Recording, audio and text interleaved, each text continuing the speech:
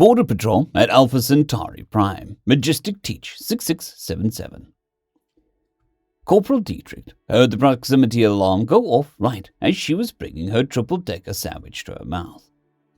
The sandwich was a perfect creation with thinly sliced sourdough bread, separating 3 distinct layers of yummy goodness. The top and bottom layers were an ideal mix of assorted meats and cheeses, with the center layer filled with lettuce, tomato, banana, peppers, and a thick layer of homemade hot-peppered relish. She looked at the alert and then at the sandwich in her hands. "Why the hell does this always happen at the worst times?" she grumbled, as she packed her sandwich back into a storage box and made her way out of the border outpost to her patrol craft. Climbing in, she double-checked the alert against her sensors in case this was Raj trying to play another stupid joke. Unfortunately, everything checked out. A fleet of about 100 ships had just left FTL at the edge of the system and was forming up into a rather unpleasant and aggressive-looking formation. Sensors confirmed that each ship was at least a light cruiser-sized and bristled with weapons, laser cannons, plasma, repeaters, point defense turrets, and a rather obnoxious number of missile tubes. Definitely not a friendly visit. "Like bringing a knife to a gunfight," she said with extreme irritation as she powered up the drives of a glorified diplomatic shuttle.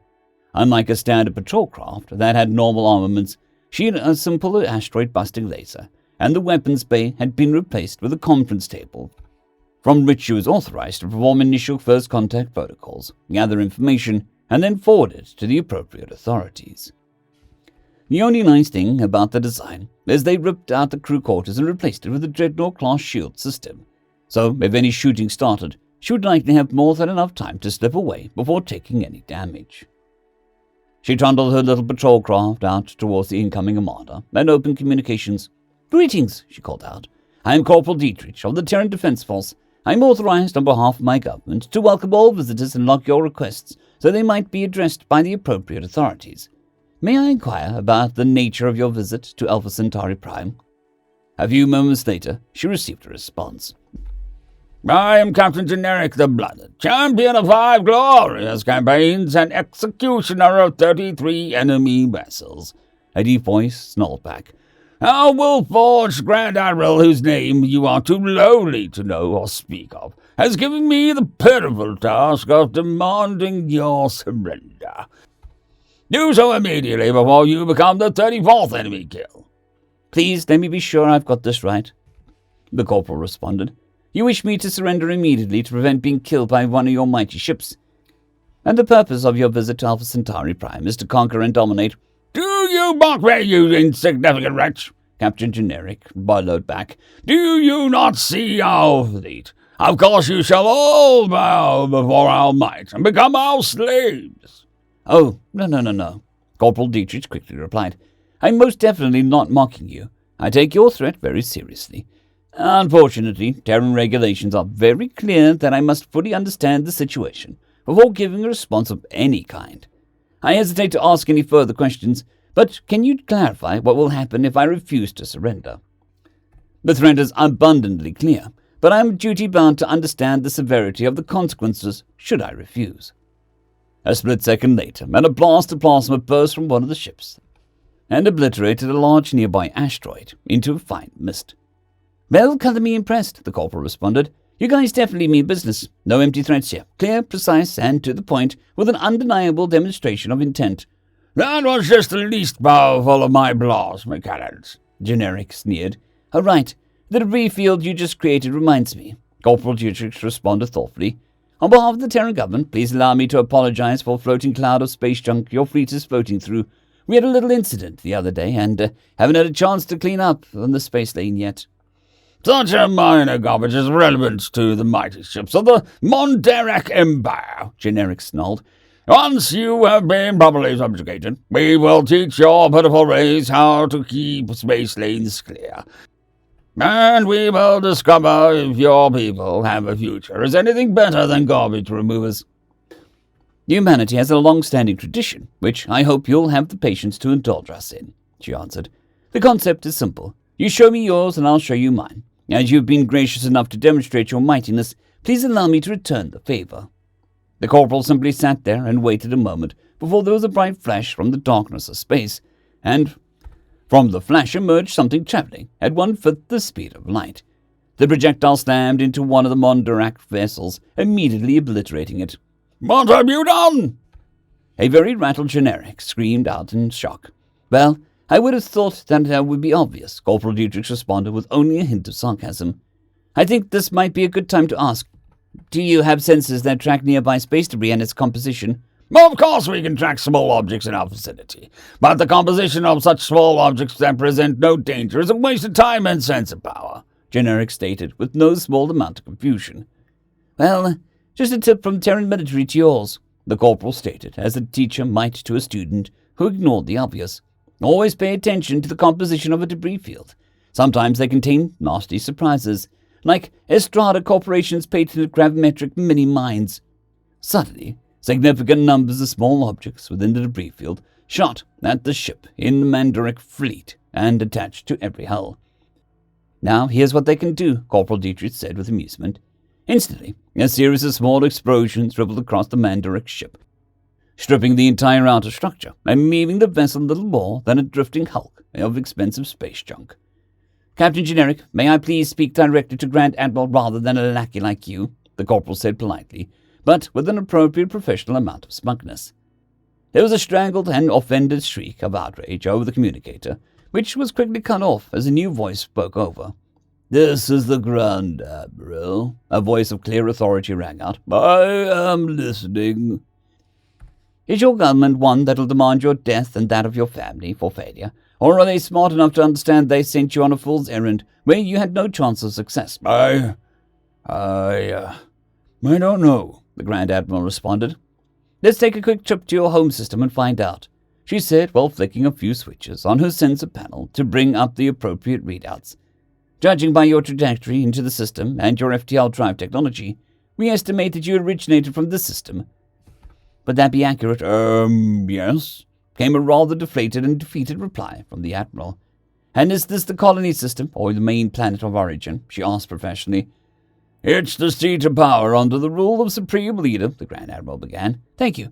That's all I needed to know. Please get your ships ready for a return trip immediately, and send me a signal when you're all prepared to enter FTL," the Corporal said after quickly cutting him off. "And remember, all of your ships are covered in mines under my control. Please behave." She really wanted to get to a sandwich, and the sooner she got this floating scrap pile into FTL on a return flight, the sooner she could take a few minutes to enjoy her lunch. After all, it's bad form to talk to a Supreme Leader when you're hungry. Less than 10 minutes later, the Grand Admiral indicated readiness, and they entered FTL flight together, with an estimated flight time of a little over 30 minutes. Corporal Dietrich noted that she had just enough time to clock out for her mandated meal break. She pulled a sandwich out of storage along with a strawberry smoothie that was, in her humble opinion, the perfect combination to a triple-decker sandwich. She ate slowly and enjoyed her meal, before cleaning up and returning to the cockpit. While she was eating, the Grand Admiral had tried to call her no less than 5 times, and left panic messages asking what would happen when they arrived in this home system. Not in the mood to talk directly to him, she typed a quick message and sent it over. The instructions were simple. Fly into orbit over the main planet and request to speak to the Supreme Leader to report. Once connected to the Supreme Leader, tie her into the communications channel, and she'll handle things from there. A few minutes later, the entire fleet exited FTL and began to move towards the 5th planet in the system. The planet looked like a golden disco ball, and sensors confirmed that the entire surface of the planet had been covered with gold-plated panels and a gaudy display of wealth and power. "We're definitely in the right place," Corporal Dietrich thought to herself, as they approached and finally entered orbit over the planet. A moment later, the communicator activated, as she was patched into a voice communications with the Grand Admiral. "Mean you surrendered?" A very angry shouting voice broke through. "Onto a measly patrol craft with lone sapient aboard. You are a disgrace to our species. Your name will be stricken from history, and your family shall be publicly flogged before execution. All shall know of your shame before your name is cursed to be never spoken again upon penalty of death." Excuse me, are you the Supreme Leader?" Corporal Dietrich asked professionally. "Who dares address me?" The angry voice roared out in indignation. "I'm Corporal Dietrich on behalf of the Terran Alliance," was all she was able to get out before these angry voice cut her off. "How dare someone of such a lowly station think they may address me? Why does your Terran Alliance think a wretch like you has any business addressing the supreme leader of the Mondarak Empire, conqueror of 7 systems and ultimate authority in all of the known galaxy? Your species insults me deeply to think of such an insignificant insect like you can address me," the voice screeched at her. "With all due respect, you aren't important enough or dangerous enough to warrant speaking to anyone of higher rank," Corporal Dietrich said smoothly. "How dare you? I'm Supreme Leader of the Mondarak Empire," the angry voice responded. "I've been blessed by the stars to take dominion over the galaxy. You are not fit to become slaves like the other 7 systems we've conquered. I will see your corpse hung in my grand hall for this insult. You and your entire species will die in—" There was a flash of light as an ultra-rail shot fired from somewhere out in the depths of space, but no vessel was visible or showed up in scanners. The shot crashed into a bunker the Supreme Leader was hiding in 100 meters below the planet's surface, causing communications to be understandably and permanently interrupted with the former Supreme Leader. "TDF-333, what the hell?" Corporal Dietrich called out with irritation. "I'm sorry, was that too soon?" An amused male voice called back over comms with a chuckle. "We're supposed to at least offer him a chance to surrender," she grumbled at him. "I heard slavery and a direct threat to eliminate our entire species," the amused voice stated. "I'm pretty sure the regs allow us to skip to the shut the fuck up in such situations." "You are dealing with command if they get pissy about this," the corporal said, before she flipped over to the wideband communications to address the entire planet.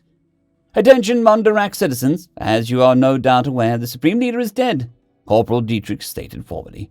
"The last time I had to deal with a situation like this, we had to eliminate 15 so-called Supreme Leaders before we were finally able to speak to someone with a functioning brain. Can we please skip the unnecessary unpleasantries?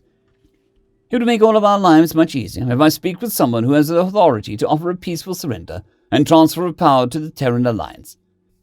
We firmly believe that disarmament and peaceful trade are in your best interest."